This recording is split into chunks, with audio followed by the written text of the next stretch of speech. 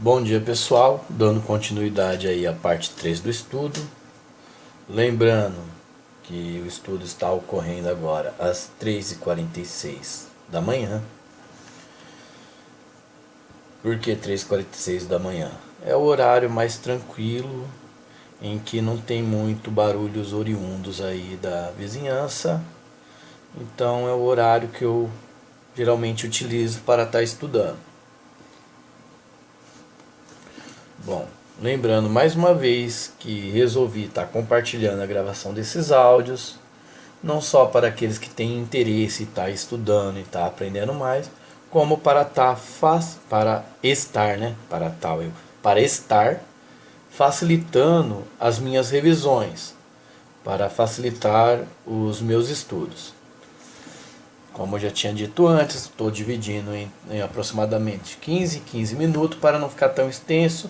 Então já estamos na parte 3.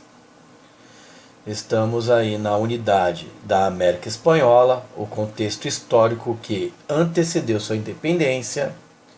Agora estaremos iniciando o tópico que se chama o contexto econômico que antecedeu a independência da América.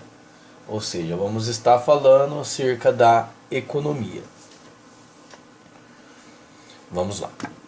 No que se refere à situação econômica da América no período que antecedeu a sua independência, o Reino da Espanha e sua colônia americana dependiam de mercadorias estrangeiras. Ambos também contavam com elites.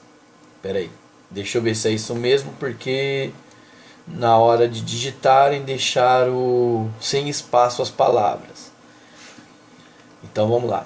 Ambos, espaço, também contavam com elites que não se inclinavam aos investimentos na produção interna. Entretanto, apenas da América se extraía os metais preciosos que possibilitavam a aquisição de mercadorias estrangeiras. Essas circunstâncias ocasionou algo interessante. A Espanha e sua colônia dependiam de outros países, mas apenas na América os metais eram produzidos. Isso fez com que o reino, de certa forma, dependesse de suas colônias. Lynch, 1991. Incentivar o crescimento econômico na colônia era o principal objetivo da coroa espanhola. Este crescimento significava o aumento da arrecadação de impostos para o tesouro do reino. Uma das medidas foi reduzir os impostos dos produtos relacionados diretamente com a extração de metais preciosos, por exemplo, o mercúrio, substância utilizada na exploração da prata. Outra medida foi a construção de edifícios destinados a se tornarem fábricas. Também foi simplificada a tributação alfandegária com o intuito de desestimular o contrabando. Em resumo, a economia colonial passou a sofrer forte intervenção da monarquia espanhola.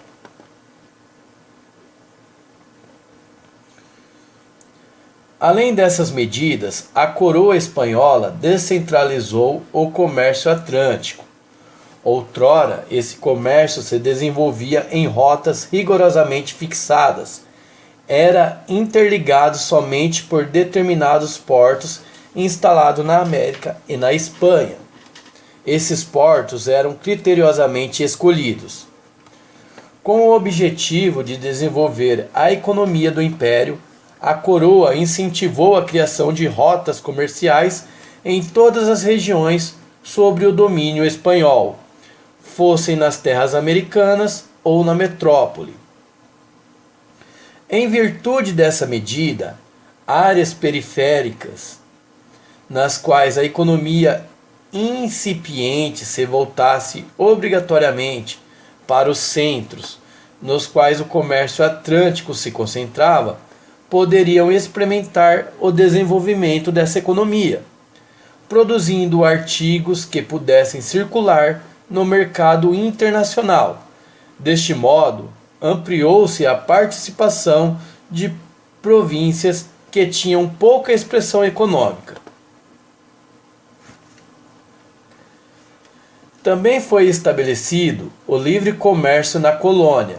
Com essa medida, os navios deixaram de necessitar de licenças especiais para frequentarem os vários portos distribuídos na orla de todo o território colonial. Assim, o comércio atlântico foi ampliado para outros portos da América, descentralizados dos portos específicos, que concentravam a comunicação comercial entre o continente e a Espanha.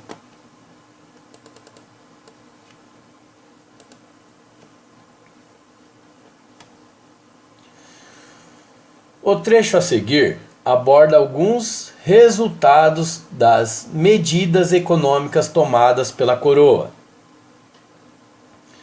Quanto ao efeito sobre a sociedade e a economia das Índias Ocidentais, diz-se que com mais mercadorias disponíveis, os preços cairiam. O livre comércio pode ter reduzido o contrabando de estrangeiros em tempo de paz, embora com certeza não tenha eliminado. De qualquer modo, o comércio na antiga periferia hispano-americana e em algumas das províncias do antigo centro não só floresceu, como ganhou maior independência das capitais anteriormente dominantes de Cidade do México e Lima. Porém, a produção local da colônia não obteve vantagens diante das medidas econômicas da coroa espanhola. Tinham que competir com produtos vindos de uma Europa que, com uma tradição manufatureira mais sólida, inserida no mercado atlântico, artigos com menor preço e menor qualidade, menor preço e maior qualidade. Também ocorreu que, por meio de impostos e regulamentos, a monarquia privilegiou os produtos espanhóis, em detrimento daqueles fabricados na colônia. Ou seja, é o tal do importado.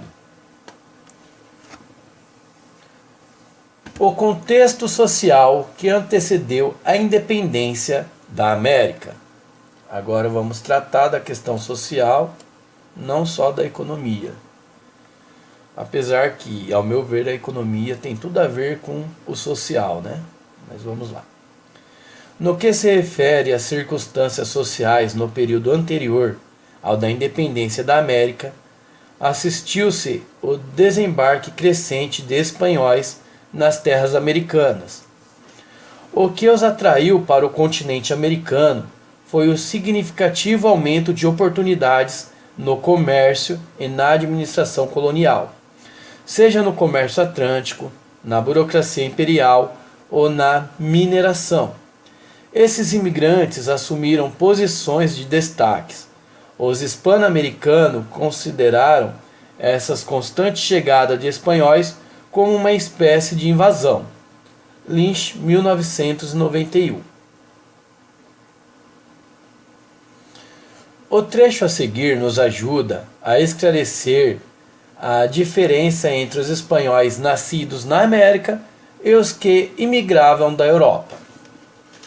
Os nascidos no local, como grande maioria e ponto de referência, eram espanhóis, puro e simplesmente, e os imigrantes eram espanhóis europeus ou espanhóis peninsulares, termos quase sempre reduzidos para europeus e peninsulares.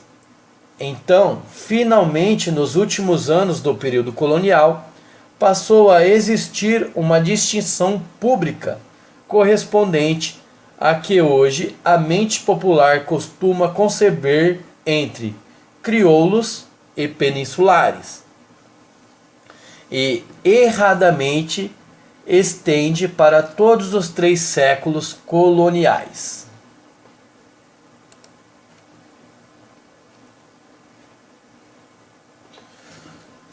Os espanhóis tinham a preferência da monarquia em cargos de poder. O mesmo se aplicava aos cargos de destaque na burocracia e no comércio. Os crioulos espanhóis nascidos na América raramente ocupavam esses, embora muitos deles tenham acumulado riquezas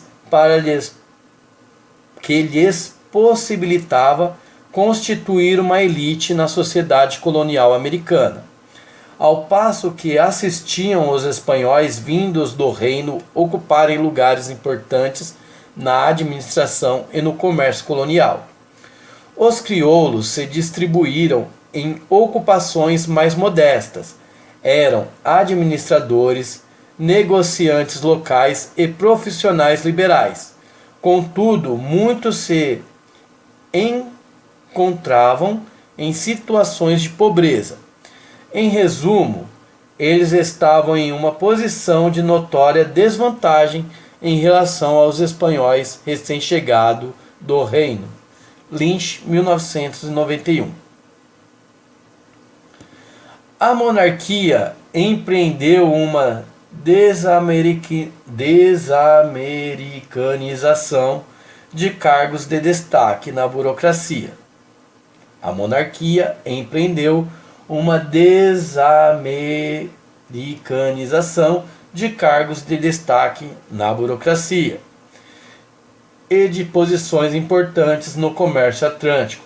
Também era cuidadosa para impedir que se constituíssem laços entre seus funcionários e as famílias poderosas que existiam na América. Lynch, 1991. Ou seja, o que é a desamericanização de cargos? É o que mencionamos lá atrás, que eles começaram a mandar intendentes, que eram os espanhóis, nascidos na Europa, para estar ocupando esses cargos, porque eles não tinham vínculo com a terra, e aí seria mais fácil a sua submissão à coroa.